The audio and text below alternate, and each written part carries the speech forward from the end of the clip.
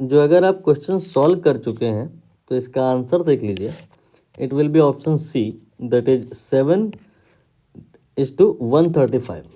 Question क्या है, λ1 and λ2 are the wavelength of third member of Lyman and first member of Paschen. तो जब आपने कहा लाइमन तो इसका मतलब n जो है वो 1 हो गया, और जब आपने कहा बामर तो n 2 हो गया। लेकिन लाइमन के बाद बामर नहीं कहा है, इन्होंने कहा है पास्चन, तो पास्चन का मतलब n जो है वो 3 हो गया। यहाँ पर जो वेवलेंथ होती है वो corresponding to a electronic transition होती है, और जो ट्रांजिशन होता है उसमें n की 2 वैल्यूज इन्वॉल्व होती हैं।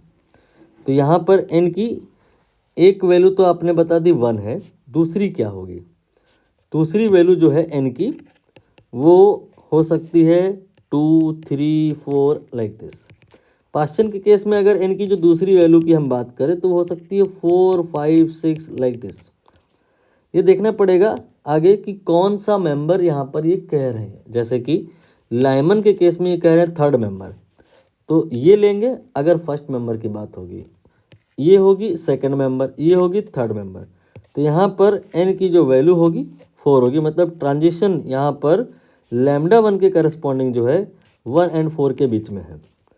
बाकी अगर हम दूसरे केस में आए तो यहाँ कह रहे हैं first member of the Paschen, तो यहाँ से फर्स्ट मेंबर निकलेगा, यहाँ से सेकंड निकलेगा, यहाँ से थर्ड निकलेगा। तो आप यहाँ पर क्या करें, केवल 4 लिख लें। तो इसका मतलब λ2 के वास्ते जो ट्रांजिशन इन्वॉल्व हुआ है वो है 3 to 4 या 4 to 3, जो भी आप कहें। फॉर्मूला देखिए क्या होता है कि अगर हमें n की वैल्यूज़ पता है, ये पता है कि ट्रांजिशन कहाँ से कहाँ के बीच में हो रहा है, तो लैम्डा निकालते कैसे हैं। लैम्डा निकालने का तरीका होता है, फॉर्मूला होता है 1/λ is equal to r then 1/L² minus 1/m²। ठीक है, यही फॉर्मूला लगेगा, दोनों तरफ यही लगेगा। L और M बस समझ लो क्या है। जो भी ट्रांजिशन हो रहा होता है उसमें n की 2 वैल्यूज़ होती हैं। कोई एक वैल्यू देखो वो लेस होगी, वो L की वैल्यू है, और कोई एक वैल्यू मोर होगी, वो M की वैल्यू है। तो पहले वाले केस में अगर हम बात करें तो 1/λ1 r जो होगा ये आ जाएगा L। 1 और 4 में L की वैल्यू 1 हो जाएगी और M की वैल्यू 4 हो जाएगी।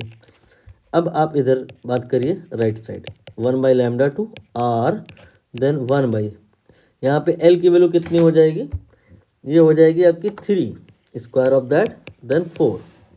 ठीक, यहाँ से 1/λ1 निकालेंगे हम लोग, तो ये आएगा r, ये आ जाएगा 16 माइनस 1 15/16। ठीक है, इधर देख लो, ये आ जाएगा r, ये हो जाएगा 9 और ये हो जाएगा 16, 16 माइनस 9 7/9 गुणे 16। ठीक, अब आप दोनों को डिवाइड कर लीजिए, तो यहाँ से आपका λ2/λ1 निकल आएगा, r कैंसिल हो जाएगा, आएगा क्या 15/16, एंड इसी को आप मल्टीप्लाई करिए रेसिप्रोकल करके 9 × 16 डिवाइडेड बाई 7, तो ये कैंसिल हो गया, 15 9 135/7, यही आंसर है। लेकिन ये λ2/λ1 है, शायद क्वेश्चन में इन्होंने उल्टा करके पूछ लिया है, λ1/λ2 पूछ लिया है, 7/135 आ जाएगा, 7/135।